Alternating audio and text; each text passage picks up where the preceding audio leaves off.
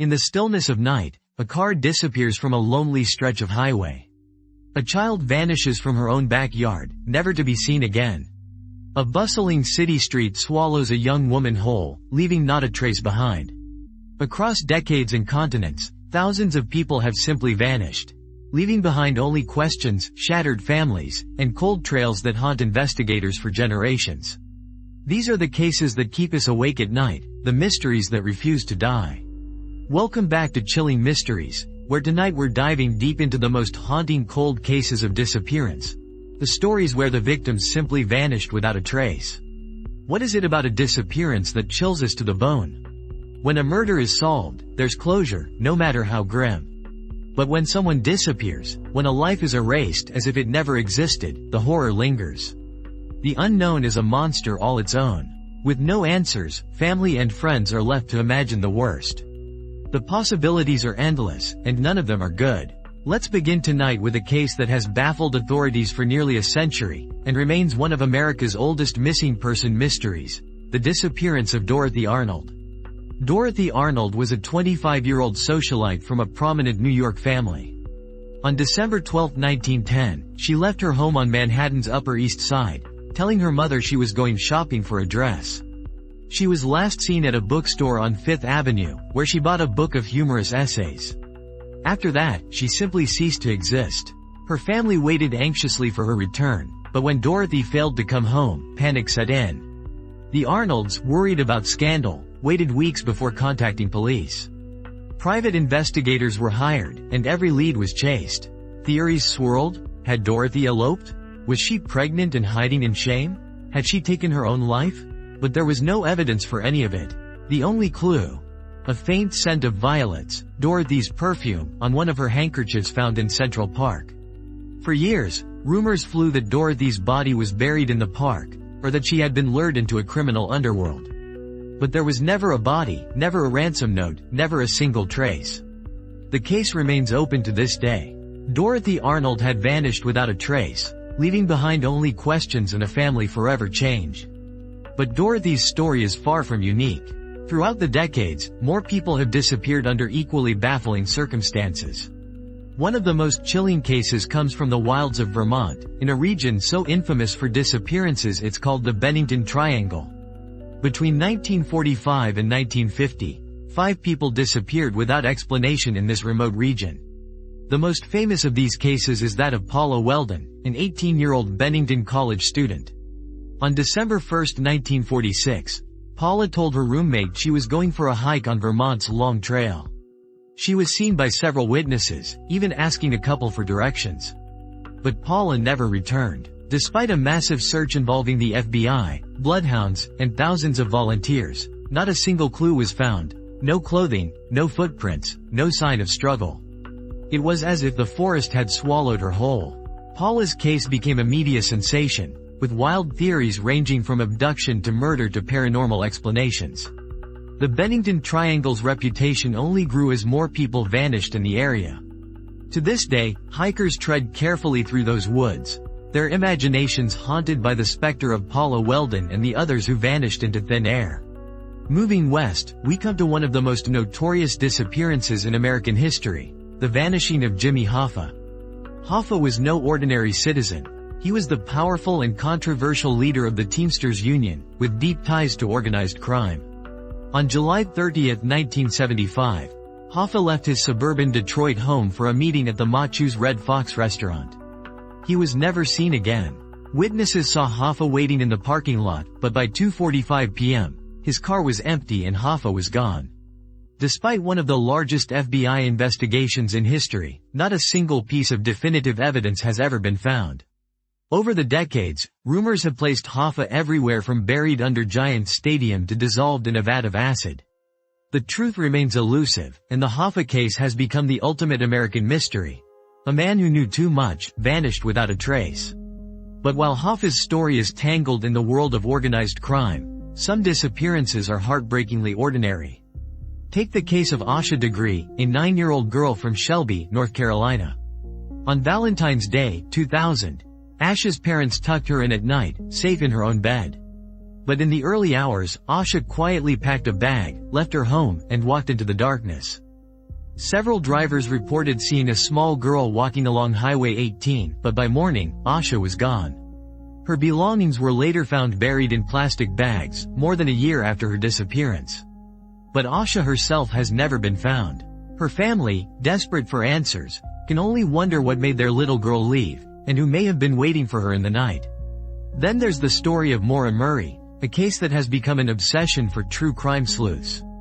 On February 9, 2004, 21-year-old Maura emailed her professors at the University of Massachusetts Amherst, claiming there had been a death in the family. She withdrew cash from an ATM, bought alcohol, and drove her black Saturn into the snowy mountains of New Hampshire. At 7:27 p.m., Maura lost control of her car and crashed into a snowbank on Route 112. A passing bus driver stopped and offered help, but Maura insisted she had called AAA. Minutes later, when police arrived, Maura had vanished. Her car was locked, her belongings inside, and there were no footprints in the snow leading away from the scene. Theories abound.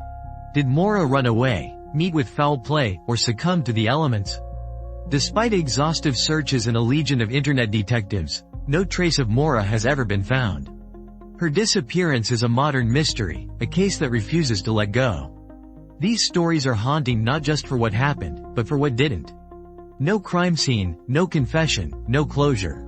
The victims are simply gone, and those left behind are forced to live in a purgatory of unanswered questions.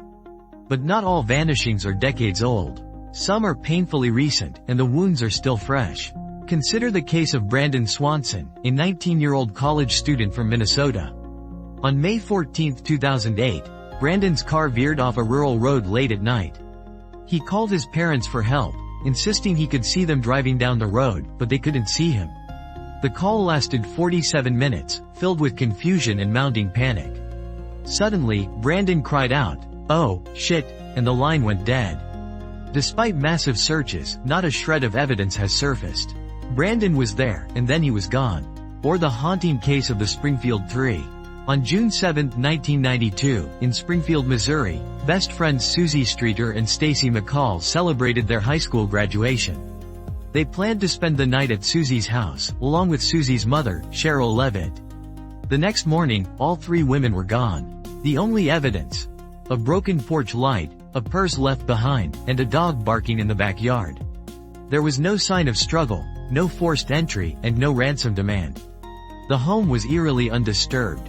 It was as if the three women had simply evaporated into thin air. Investigators and amateur sleuths have pored over the details for decades, but the Springfield Three remain missing. The house is long gone, but the mystery lingers, a warning that even in the safety of home, danger can come from nowhere. Disappearance isn't just an American phenomenon. Across the world, people vanish without a trace, and their stories are just as chilling. In Australia, there's the case of the Beaumont children. On January 26, 1966, Jane, Arna, and Grant Beaumont, ages 9, 7, and 4, went to Glenelg Beach in Adelaide and never came home. Witnesses saw them playing with a tall, thin man, but after that, nothing. The case shocked the nation, sparking one of the largest manhunts in Australian history.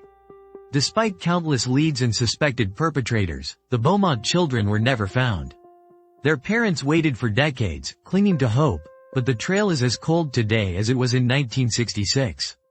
Then there's the disappearance of Lord Lucan, a British aristocrat who became a fugitive after the murder of his children's nanny in 1974.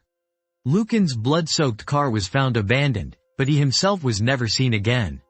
Was he murdered by criminal associates, as some believe? Did he flee to South America, as others claim? The mystery of Lord Lucan's fate has become part of British folklore, his name synonymous with vanishing into thin air. But perhaps the most haunting cold cases are those where the missing are never forgotten, no matter how many years pass. Take the case of Madeleine McCann. In May 2007, 3-year-old Madeleine disappeared from her family's holiday apartment in Portugal while her parents dined nearby. Despite a massive international investigation, Madeleine has never been found. The case remains open, a source of endless speculation, false leads, and heartbreak for her family. Every year, her face stares out from posters and news stories, a reminder that even in the modern world, children can still vanish without a trace. So what do these cases have in common? Why do some disappearances become haunting cold cases, while others are solved quickly? The answer lies in the details, timing, evidence, luck, and sometimes, the limitations of human nature. In some cases, crucial evidence is lost in the first chaotic hours. In others, the missing person takes their secrets with them. And sometimes, it's just the cruel randomness of fate. But for the families left behind, the agony is the same. They are forced to live with a wound that never heals, a question that never gets answered. Birthdays and anniversaries become occasions of grief. Every knock at the door, every phone call, brings hope and then disappointment. For investigators, these cases are a test of endurance. Cold case detectives spend years re-examining evidence, chasing down new leads, and hoping for a break. Advances in technology, DNA, forensic genealogy, and digital sleuthing have brought breakthroughs in some cases. But for the most haunting disappearances, the trail remains stubbornly cold. The missing are out there, somewhere, waiting to be found.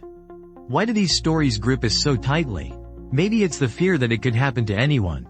Maybe it's the allure of the unknown, the hope that one day the truth will come out. Or maybe, deep down, we just can't accept that in a world of surveillance cameras and cell phones, people can still vanish without a trace. At Chilling Mysteries, we believe every missing person deserves to be remembered. Every cold case deserves to be told. Because somewhere out there, someone knows something. Somewhere, there's a clue waiting to be found. And sometimes, the smallest detail can crack the biggest mystery. So as you listen to these stories, remember, these are not just tales for late-night chills. They are real people, with real families, whose lives were torn apart by the unknown. If you know something, anything, about a missing person, speak up. The smallest piece of information could bring closure, or even save a life. Thank you for joining us tonight on Chilling Mysteries. If you're as fascinated by unsolved disappearances as we are, don't forget to subscribe and turn on notifications. Share your thoughts, theories, or any cases you'd like us to cover in the comments below. Until next time, stay safe, stay curious, and remember, the truth is always out there, waiting to be uncovered.